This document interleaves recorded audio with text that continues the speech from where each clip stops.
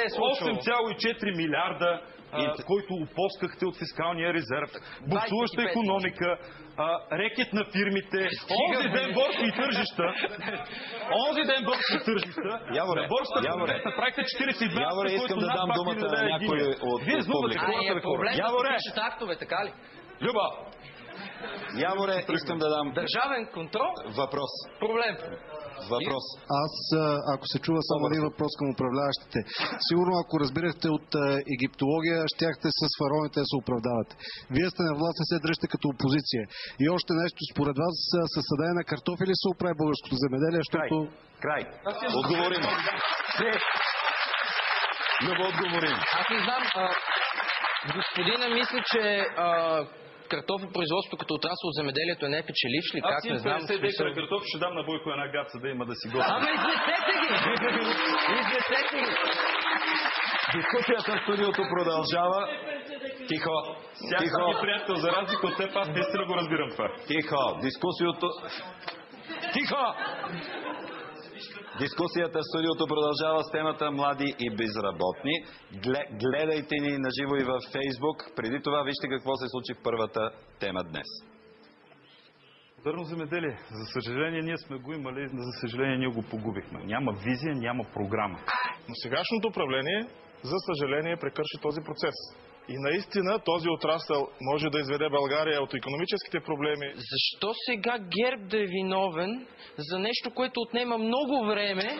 Земеделието иска мотика, не иска голяма уста. Министъра Найденов не знам в крайна сметка, освен добрия му пиар, друго има ли? Аз помня на много трактори пред Министерски съвет преди 3 години.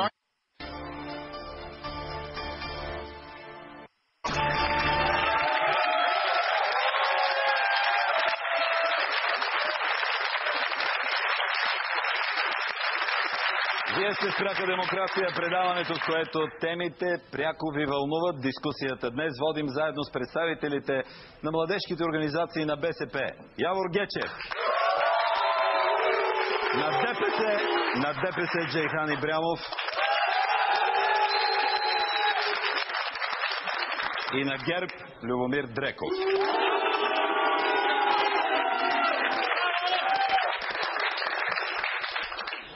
Следва темата млади и безработни. Реализацията на младите на пазара на труда е едно от най-големите предизвикателства пред българската политика. По данни на Европейската статистическа служба, към януари безработицата сред младите е 25%. В селата тя достига стряскащите 50%. Липсата на работа масово тласка младите да мигрират в чужбина или в по-големите градове. Една от основните причини е, че диалогът между университетите и бизнеса буксува вече 20 години. Как ще се подобри връзката между образователната система и пазара на труда? Кога най-сетне ще имаме адекватна държавна политика за реализация на младите? Темата открива Джейхан Тиси. Прави впечатление, че когато наближат избори и останат по-малко време от 3 до 6 месеца, младите винаги стават актуални. Търсят ги в университети, в Фейсбук, в интернет, дори чрез виртуални инструменти. Но ние тук казваме, драги управляващи, ние не сме виртуални, а сме реални и не търсим виртуална политика. Ще спомена Свилен Нейков.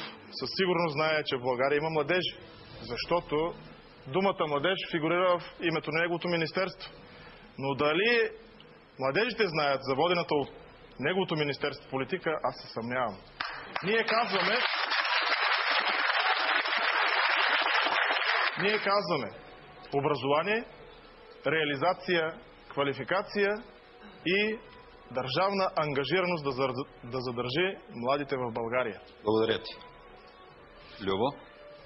Първо, младежта е дума в абревиатурата на Министерство на образованието, младежта и науката. Там министър е Сергей Игнатов.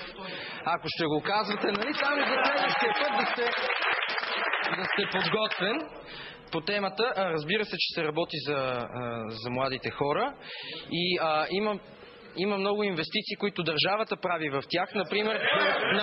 Тихо! Има 1 минута. Наистина явно сме на матч. Например, Програма Старт в кариерата. Отпускат се пари за стажове в държавната администрация. Също така, когато работодател наеме млад безработен човек, първите 6 месеца се поемат всички осигуровки, здравни и пенсионни. Ето това е началото. Значи, има един тип политика към младежката безработица и тя е чрез осигуряването на всякакви субсидии, преференции и така нататък. Има втори тип обаче, който всъщност е по-добрия.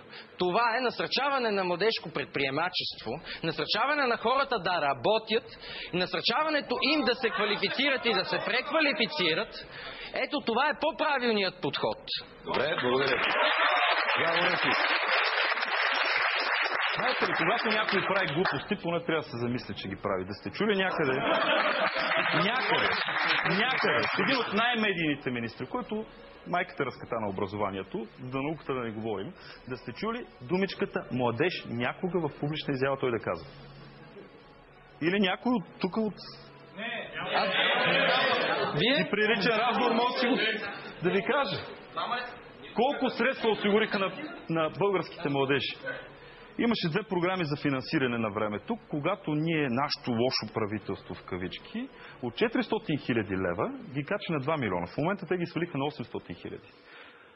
Програмите за младежки дейности изчерпаха се до тая година.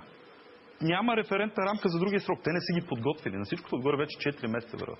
Питайте неправителствените организации колко преференции се дават на млади хора за участие в процесите на държавата, за участие в взимането на решенията. На всичкото отгоре, пришиването на младежката политика към един голям сектор или образование, или към спорт, не е правилно. Джейхан. Първо искам да споделя на Любо, че не само трябва да чува, но трябва да изслуша. Времето на свободната дискусия. Естествено, цифрите са си цифри, статистиката е статистика, но реалността е тук и сега. Имаме ли млади безработни? Имаме. Имаме ли нужда на пазара на труда от млади специалисти? Имаме. Но какво виждаме? Ниско заплащане, няма повишаване на квалификацията, няма преквалификацията. Ние казваме, че България в момента и управляващите не водят политика насочена към младежите. Явно сме рядък вид, застрашен вид, бих добавил. Тъй като в цялата страна, в света се правят кампании за застрашени видове като панди, тигри, делфини. Аз ще кажа на управляващите, направете и вие кампания, моля ви се, за този застрашаващ вид. Младите в България.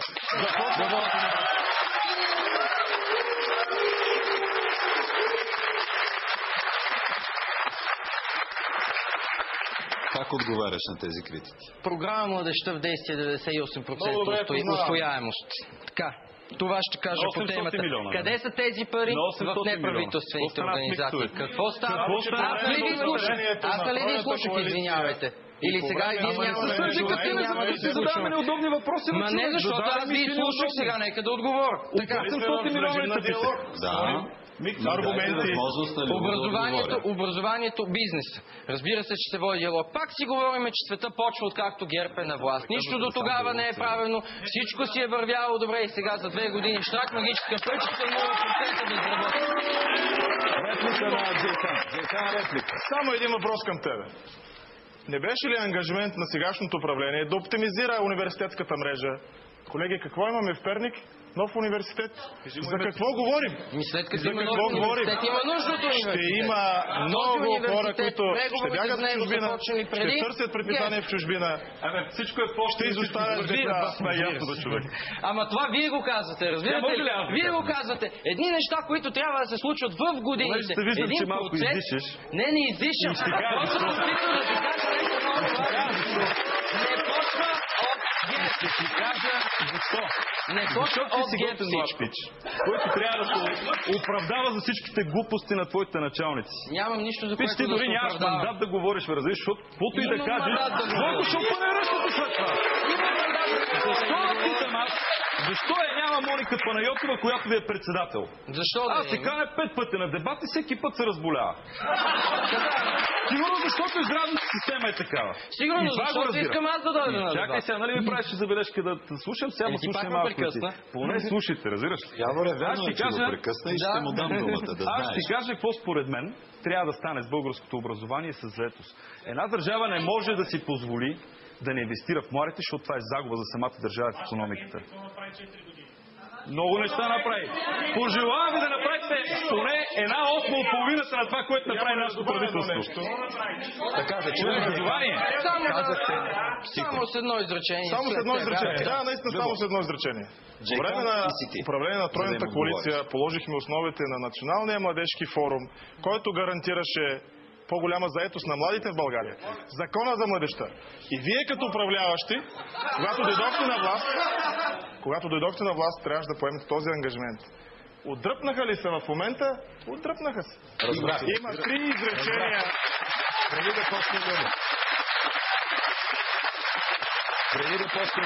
да почне Любо, Ще подаря една брошурка, може ли? Ще му я подариш след малко.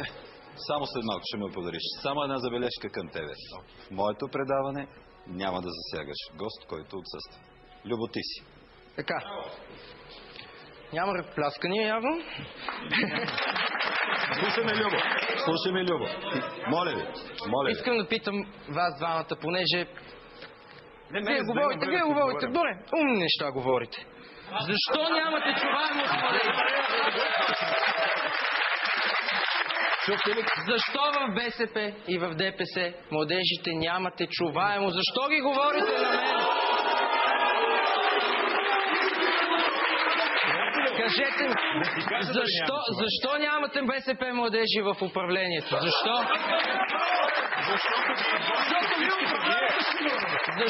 Защо самия ви лидер е бил член на групата безработни младежи, защото няма един ден трудов стаж?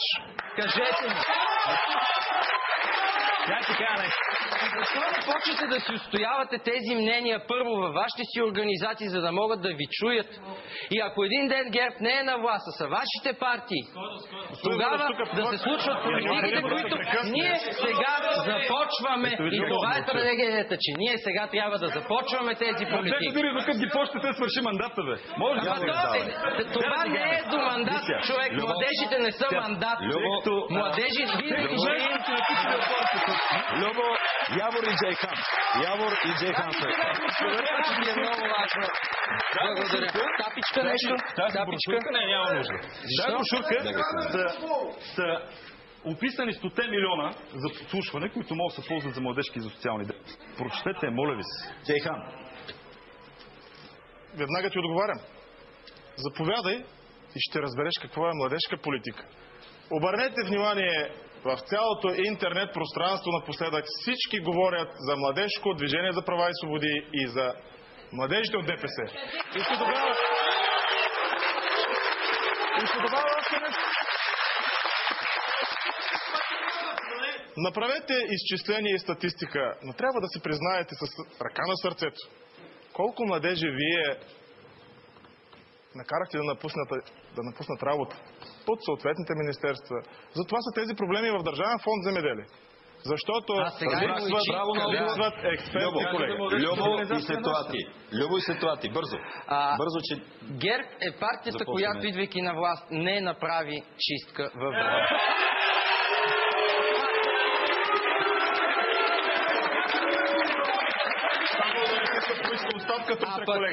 А пък по отношение на Фейсбук явно имате ограничен кръг приятели, защото не се говори само за младежко ДПС. Говорим за всички български младежи в Република България. Сега ти кажа колко не уважават собствената им партия. Аз съм член на изпълнителното бюро, Драго Стойнев е шеф на комисията по социални дейности. Той нямаше един ден трудов стаж, нали? Освен като... Приятелю, как ги определяш, не знам, ама явно грешните са... Чувал съм, бе, човек. Внимателно се гледа.